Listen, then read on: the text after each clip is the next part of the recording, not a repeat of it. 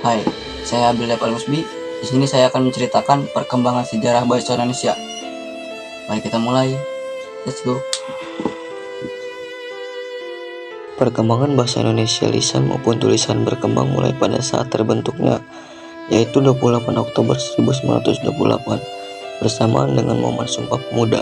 Setelah terbentuk, bahasa Indonesia terus berkembang seiring berlakunya ejaan Van Opsuyjen Suwandi, Melindo, bahkan hingga ejaan yang disempurnakan EYD sejak abad 7. Namun, pada masa itu masyarakat tidak menggunakan bahasa Indonesia sebagai alat komunikasi sehari-hari, melainkan bahasa Melayu. Pada masa itu, Kerajaan Sriwijaya yang memulai penggunaan bahasa Melayu kuno untuk kebutuhan perdagangan dan kebudayaan, hingga kemudian ditetapkan sebagai bahasa resmi kerajaan.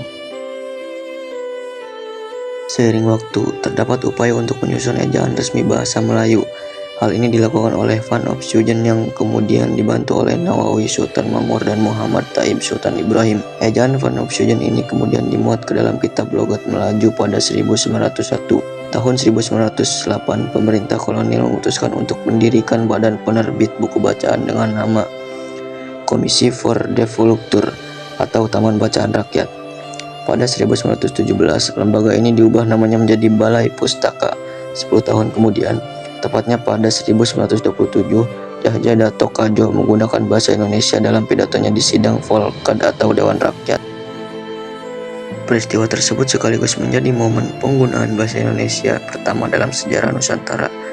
Bahasa yang menjadi alat perjuangan sekaligus identitas bangsa baru menemukan wujudnya saat Kongres Pemuda II pada 27-28 Oktober 1928. Saat itu para pemuda bersepakat untuk menggunakan bahasa Indonesia sebagai bahasa persatuan menggantikan bahasa Melayu. Sejarah perkembangan bahasa Indonesia berlanjut hingga pemerintah menyelenggarakan Kongres Bahasa Indonesia I di Solo.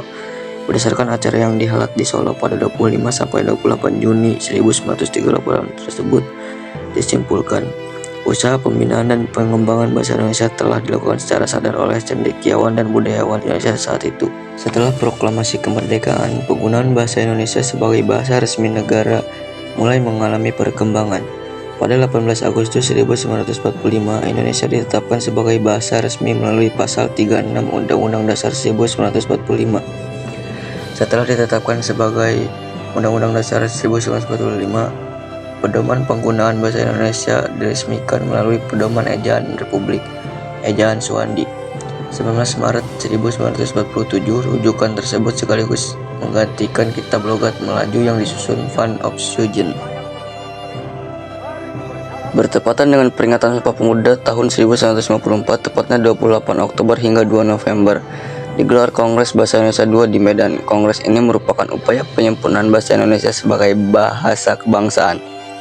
Di era Orde Baru, tepatnya 16 Agustus 1972, Pedoman Ejaan Bahasa Indonesia yang disempurnakan EYD diresmikan.